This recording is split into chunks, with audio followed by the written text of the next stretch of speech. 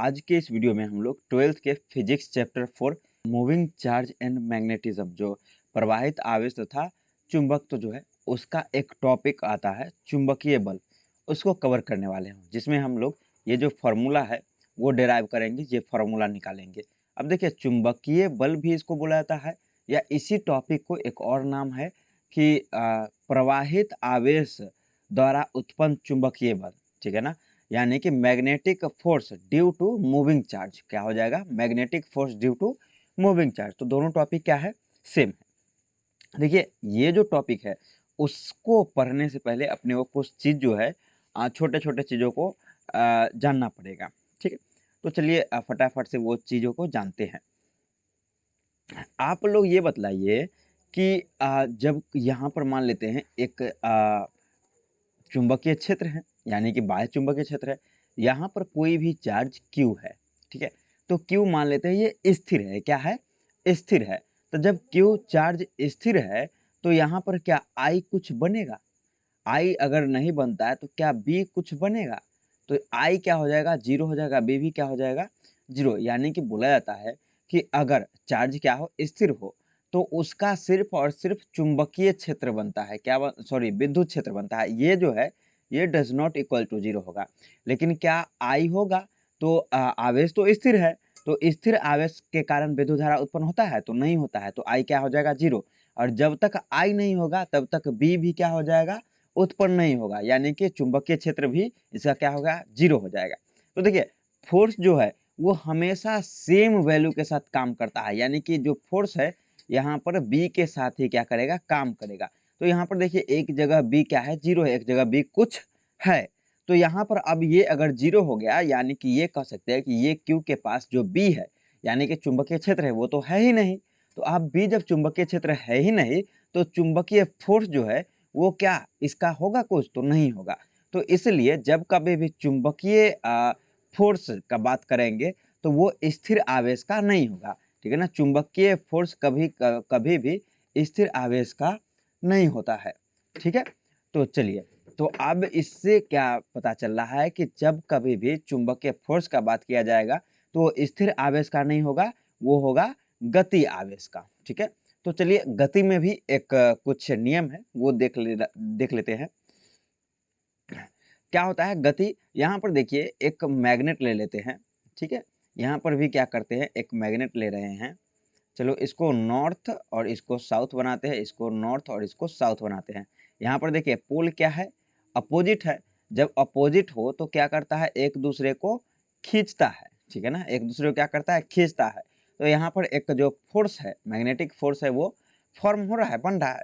लेकिन वही अगर हम बात किया करें कि ये एक मैग्नेट है जो नॉर्थ और ये साउथ है, और ठीक इसके ऊपर एक और मैग्नेट बना दिया जाता है जो कि चलो ये नॉर्थ है और ये साउथ है, या इसके अपोजिट भी हम बात करें तो सेम रहेगा, नॉर्थ साउथ, और यहाँ पर फिर से एक मैग्नेट बना दिए और इसको कर देते रहे अब साउथ और नॉर्थ।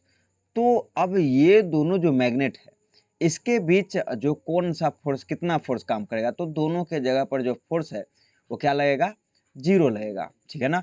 दोनों के जगह पर फोर्स क्या लगेगा, जीरो लगेगा।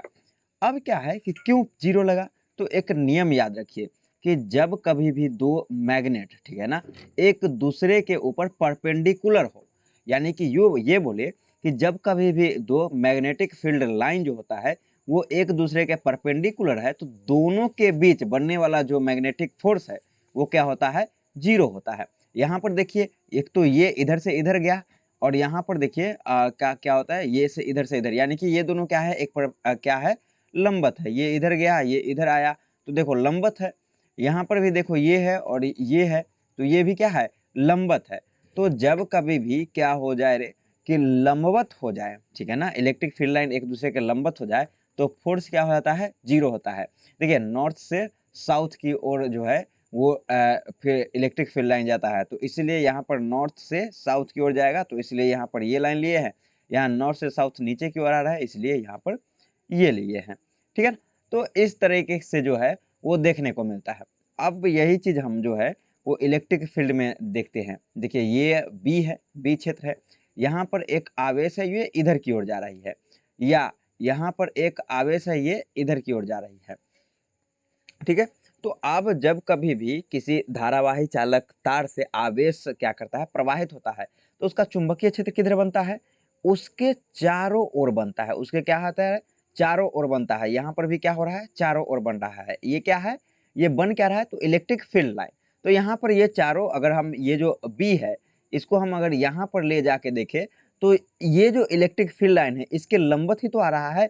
यहाँ पर ये इलेक्ट्रिक फील्ड लाइन के लंबवत ही तो आ रहा है। तो यहाँ पर भी F क्या हो जाएगा, 0 होगा। सेम टू सेम ये जो है इसमें भी क्या है, ये इधर है और यहाँ पर भी क्या है, इस तरह से इलेक्ट्रिक फील्ड लाइन आ रहा है। तो इसको भी हम क्या लंबवत मानेंगे, यहाँ पर भी F क्या हो जाएगा, 0 के बराबर हो जाएगा। यानी हम ये कह सकते हैं, यहाँ पर देखो, यहाँ पर तो B तो इसका भी B फॉर्म हुआ, इसका भी B जो है वो फॉर्म हुआ, इसका भी B है। तो दोनों के बीच क्या लगना चाहिए था, फोर्स लगना चाहिए था। लेकिन यहाँ पर क्या हुआ, दोनों का इलेक्ट्रिक फील्ड लाइन क्या हो गया, परपेंडिकुलर हो गया, यानी कि लंबवत हो गया, जिसके कारण क्या है, फोर्स यहाँ पर नहीं लगा। तो अब क्या कौन सा सीन है, जब कभी भी कोई भी मतलब ये हो गया बी, और बी के जो परपेंडिकुलर ना होके इसके ये साइड में क्या हो सके, इलेक्ट्रिक फील्ड लाइन जाए, या ये साइड में इलेक्ट्रिक फील्ड लाइन जाए, तभी क्या होता है, यहाँ पर विद्युत जो विद्युत के कारण क्या होता है, चुंबकीय जो फोर्स है वो फॉर्म होता है। अगर इधर की तरफ जाना हो, क्या चीज, विद्युत क्षेत्र रेखा, या इधर की तरफ जाना हो, तो धारावाही चालक तार किधर रहेगा, इधर की ओर रहेगा, ठीक है ना। तभी तो इसके चारों ओर बनेगा ना। हाँ, तो ये हो गया। अब चलो यहाँ से अगर ये तीनों चीज आप लोग समझ गए होंगे, तो जो इसका नियम है, ठीक है ना, चुंबकीय फोर्स का नियम है, वो आपको आसानी से समझ में आ जाएगा। चलिए फटाफट से हम क्या करते हैं, इसको देखते हैं, ठीक है।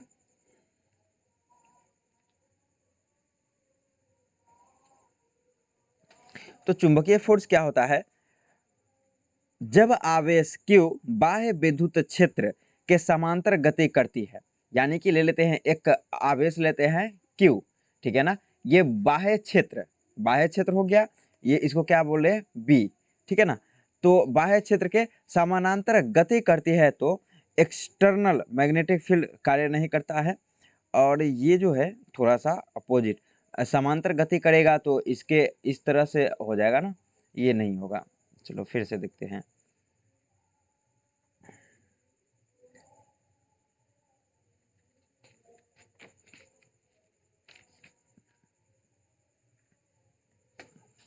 हाँ, तो इसका जो डेफिनेशन है वो देखते हैं कि जब कोई आवेश Q, ठीक है ना, जो Q आवेश है किसी चुंबकीय क्षेत्र B, चुंबकीय क्षेत्र को क्या करते हैं, B से डिनोट करते हैं। जब कोई Q आवेश किसी चुंबकीय क्षेत्र, हाँ, Q आवेश कैसा है, ये गतिशील Q आवेश है, ठीक है ना, ये गतिशील Q आवेश है। इस पर जो है बार नहीं पड़ेगा, क्योंकि आवेश जो है वो वेक्टर क्वांटिटी नहीं होता है। तो कभी भी ये जो गतिशील Q आवेश है वो बाह्य विद्युत क्षेत्र B में है। B में कौन, v वेग से, कौन सा वेग से, v वेग से चलती है। तो उस आवेश पर लगने वाले बल को, ठीक है ना, ये आवेश पर लगने वाला जो फोर्स होगा उसको क्या कहेंगे हम लोग, मैग्नेटिक फोर्स कहेंगे। तो यहाँ पर देखो F क्या हो गया, पहले तो F, यहाँ पर क्या आया है, क्यू भी और क्यू भी बी, ठीक है ना। तो क्या क्या आया, क्यू भी बी, यहाँ पर देखो B और V दोनों क्या है, वेक्टर है। तो हम क्या करते हैं, क्यू भी गुने बी का हम क्या करते हैं, क्रॉस प्रोडक्ट निकालते हैं, यानी कि F बराबर क्यू, ये हो जाता है भी बी और साइन थीटा। ये शॉर्टकट है, क्या है, ये शॉर्टकट है। लॉन्ग कट में क्या कैसे होता है, सो मैं आप लोगों को बतलाता हूँ, ठीक है। तो चलो एक इस तरीके से तुम एक और चीज इसमें समझना पड़ेगा कि ये जो त्रिभुज होता है, मान लेते हैं ये थीटा है, ठीक है ना, तो थीटा है और ये इसको ले लेते हैं भी, तो मतलब इसका मान जो है और इसका मान क्या होगा। तो यहाँ पर आप लोग जानते होंगे कि अगर यहाँ पर हम ले रहे हैं ये आधार, क्या हो गया, आधार, तो आधार और कर्ण से संबंधित एक फॉर्मूला लेंगे। तो आधार कर्ण बटा आधार, या आधार बटा कर्ण क्या कौन सा होता है, आधार बटा कर्ण होता है कौन सा, सॉरी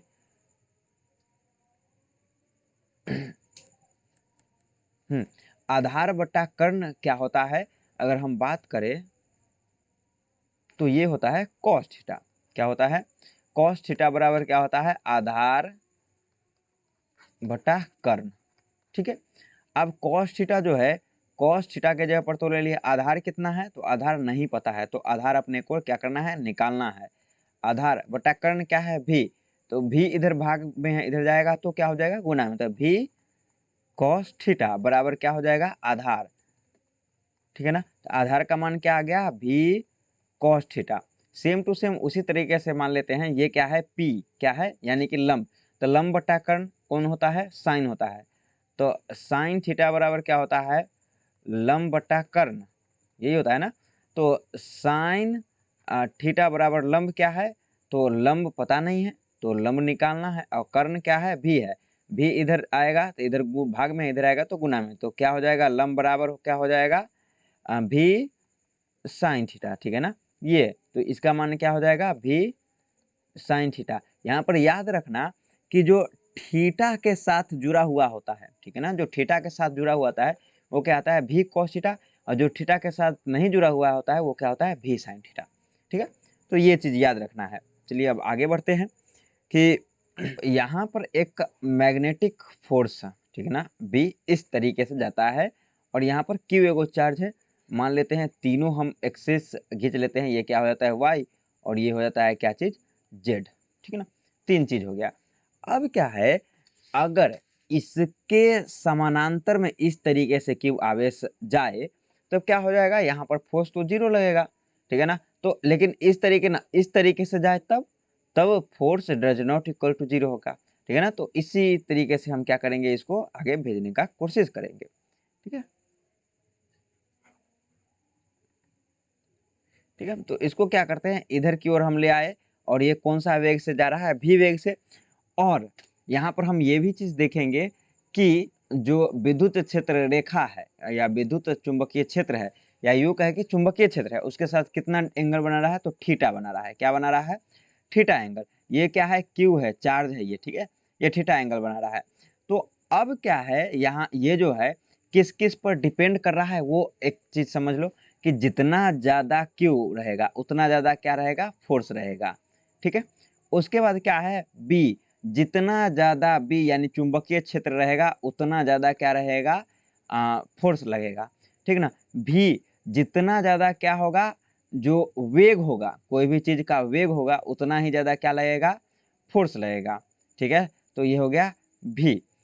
अब यहाँ पर तुम लोगों को देखना पड़ेगा, तीनों आ गया, एफ एफ एफ, तो एफ समानुपाती हम क्यू बी और भी कर सकते हैं। ठीक है, एक और चीज यहाँ पर देखो कि ये तो थीटा बन गया, ठीक है ना, ये थीटा बन गया, ये क्या है, बी है, तो इस ये क्या हो जाएगा, सॉरी ये भी है, इसको क्या मान रहे हैं, भी मान रहे हैं। तो थीटा के साथ जो लगा हुआ रहता है उसको क्या बोलते हैं हम लोग, तो उसको बोलते हैं भी कॉस थीटा। क्या बोलते हैं, भी कॉस थीटा। और थीटा के साथ जो नहीं लगा हुआ होता है उसको क्या बोलते हैं, भी साइन थीटा। ठीक है, भी कॉस थीटा और भी साइन थीटा। देखो अब क्या है कि क्या क्यू कौन सा डायरेक्शन, ये डायरेक्शन में जाएगा क्यू या ये डायरेक्शन में। देखो अगर ये डायरेक्शन में जाता तो फोर्स क्या हो जाता, जीरो हो जाता, इसलिए ये डायरेक्शन में जाएगा नहीं, तो किस में जाएगा, ये डायरेक्शन में जाएगा। ठीक है ना, तो ये डायरेक्शन में जाएगा, इस डायरेक्शन में हम क्या हो सकते हैं, भी साइन थीटा बोलेंगे। क्या बोलेंगे, भी साइन थीटा। तो एफ समानुपाती भी साइन थीटा, ये है एक्चुअल में यही। ठीक है ना, लेकिन एंगल के कारण क्या हो गया, भी साइन थीटा हो गया। चलो अब तीनों जो एक हो गया, ये चलो दो, और ये हो गया तीन, तीनों को क्या करते हैं, आपस में जोड़ते हैं। तो एफ समानुपाती क्या, इसमें क्या है, क्यू बी और भी साइन थीटा। ठीक है ना, तो क्यू बी भी साइन थीटा, यहाँ पर समानुपाती हटता है तो के आता है, जो जिसका मान क्या होता है, एक होता है, तो एफ बराबर क्या होता है, क्यू बी भी साइन थीटा। ठीक है, तो ये जो अपना है फॉर्मूला वो क्या हो गया, निकल के आ गया।